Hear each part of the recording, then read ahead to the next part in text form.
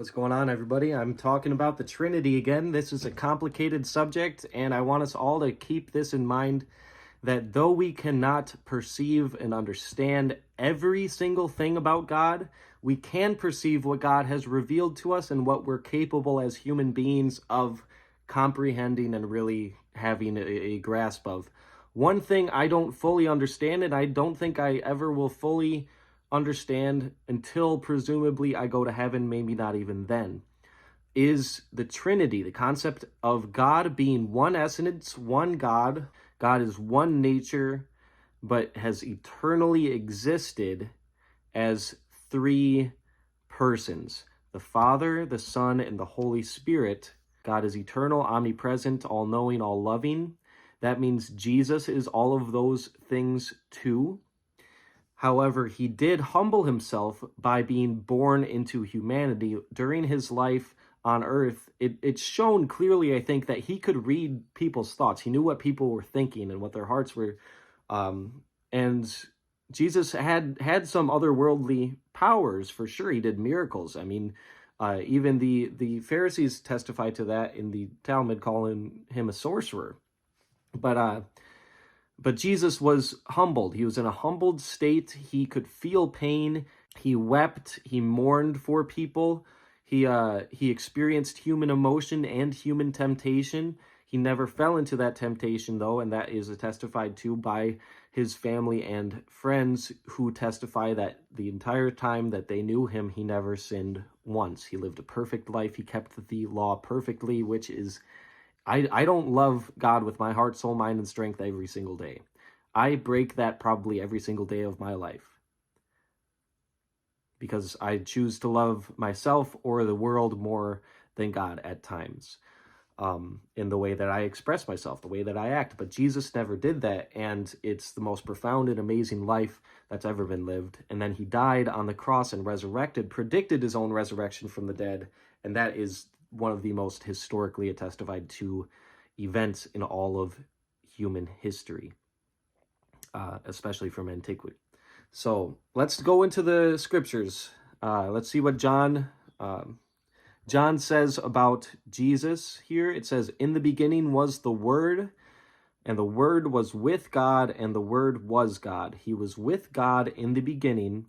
All things were created through him, and apart from him, not one thing was created that has been created."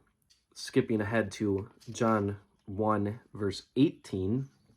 "No one has ever seen God, the one and only Son, who is himself God and is at the Father's side. He has revealed him." So let's talk about the word "no one has ever seen God." A lot of people will say that no one's ever seen God. That means that when the people were looking at Jesus, they weren't looking at God. How can Jesus be God if no one's ever seen God? If Jesus was God, then people would have seen him. Yes, you are looking at God. You're looking at God in human flesh. And the word that's used for seen here is really interesting. So we're going to go to the Greek. I got my big old book, Strong's Concordance, because I can't look the blue letter Bible up on my phone when we are recording. The word being used is horao. It means to discern clearly. To discern clearly. This word can be used to talk about someone seeing someone physically with their eyeballs, but it can also be used metaphorically, and it is used metaphorically in the Bible. Romans 15:21. "As it is written, to whom he has not spoken of, they shall see, and they that have not heard shall understand." He's actually quoting Isaiah. Let's go to Isaiah and read that actual verse, shall we? Isaiah, it's actually, funny enough, it's the last verse in Isaiah chapter 52, 52:15. This is the verse right before the chapter that talks about Jesus's crucifixion specifically, and it's one of the greatest chapters, Isaiah 53, to show Jesus in the Old Testament. So it says here, it's talking about the Lord here.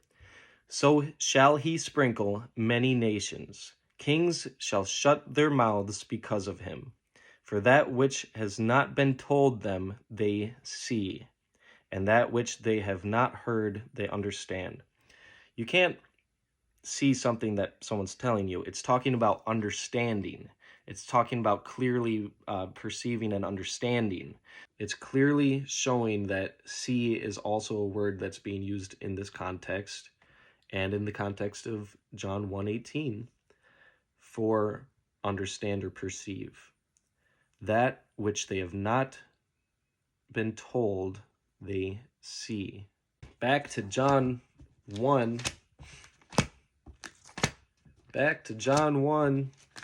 John 1:18. No one has ever seen, fully perceived, understood God, the only God, who is at the Father's side. He has made him known. The only God who is at the Father's side is John talking about Jesus. Jesus has made God known. Jesus is God revealing himself to humanity. That is who Jesus is. He is God revealed to humanity. God, who is the Word, become flesh and dwelt among us, who is the only God who is at the Father's side. There's multiple persons. He's talking about the Father and he's talking about the Son, but he's talking about both of them as the unique God, as the only God or unique God, as is shown in the texts here. So really, it's a translation that I think is accurate, but many people, they don't really understand what it's saying, and it's fair because the English kind of falls short in this particular case.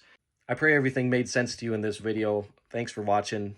Comment below if you have any questions or if you have any comments about what you'd like me to talk more about. Hopefully that summed it up for you well enough. God bless you. I pray that you understand these things that God has given me to be able to share.